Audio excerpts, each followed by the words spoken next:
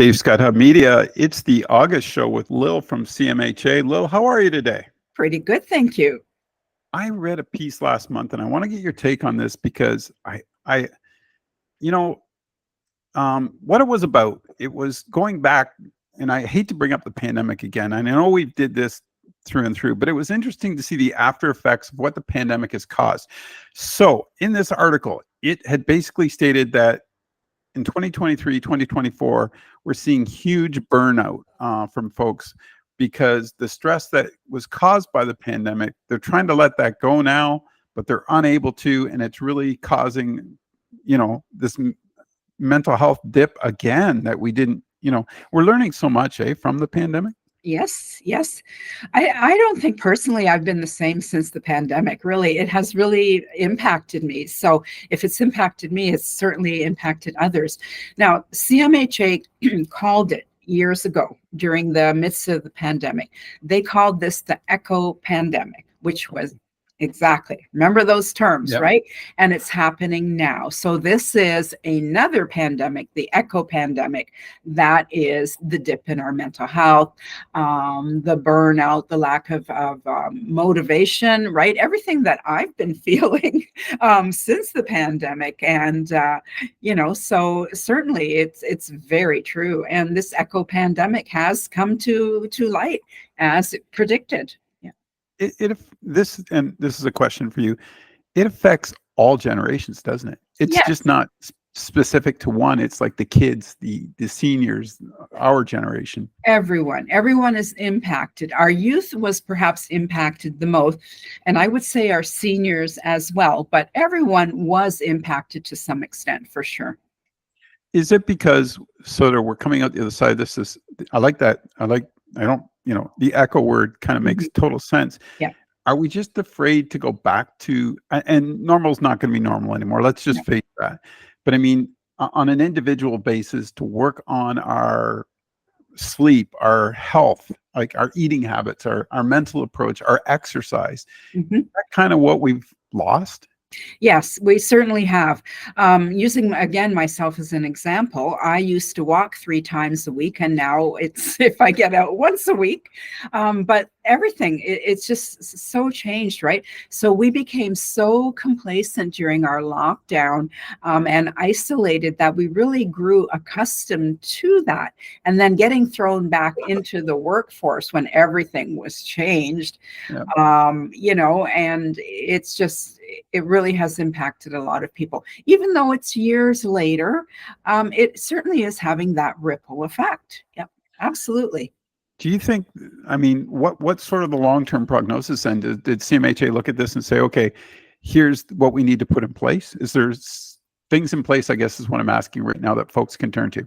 Sure. So with every pandemic, it runs its course. So this echo pandemic will run its course as well. And we're almost there, but not completely there. So again, we just need to get back to what we used to enjoy that we had to put on hold, right? Get back into that. Get back into your exercise routine. Get back into that social interaction. Get back to enjoying what you used to do that got put on the back burner and then enjoyed being back on the back burner. So you just need to get back to what it was like before the pandemic, if at all possible, but it is possible. And I think too, from my point of view, I love to exercise. From my point of view, it was actually starting over. Yeah, you couldn't just pick up where you left off. You literally, I had to go back and sort of, okay, got to break all this down and start over to where I want to get to. And I think that's maybe where we think we can just pick up. We can't. No, we absolutely can. And that's a very good point, Dave. It is starting over. We literally had to start over. And that was the difficult part, right? We couldn't just, we're back to work now. Restrictions have lifted somewhat. Need to be careful, but let's just go on. No, absolutely not. You had to start over. And that was the difficult part. Do you think, in your opinion, I do, I think it caused people to realize how unimportant work was? Yes. Yes, absolutely. I think, you know, of all the people that resigned, right, or didn't go back to work or went into a different field, it absolutely did that, right? When you realize, wow, look what's happening in the world, it's really scary. Perhaps working and is not as important to me as it once was, right? Yeah, absolutely. It seems like life balance has taken a new Yes. step forward. Yes, the life balance is all about. Certainly, you need to work to make a living. I'm not going to dismiss that, but the balance, right, of what's really important, right? Your family, your health, Yeah. your life. Certainly that balance really came to uppermost in people's minds. I think the last thing I want to bring up is, and you and I talked off air about this.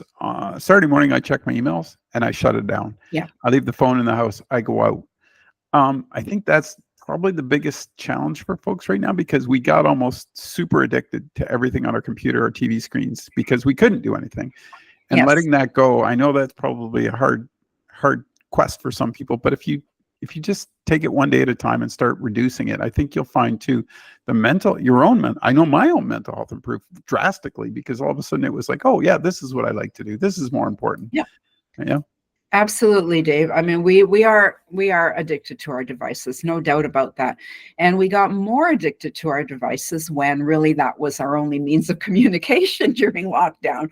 So, we really, really need to wean ourselves off of our devices and use them just when necessary. And I don't even know if that's possible for a lot of people, but I know that I'm working on it. And you know what? It's not so tough. It's not. Right? You get used to it. I don't want to know what's going on in my phone 24/7.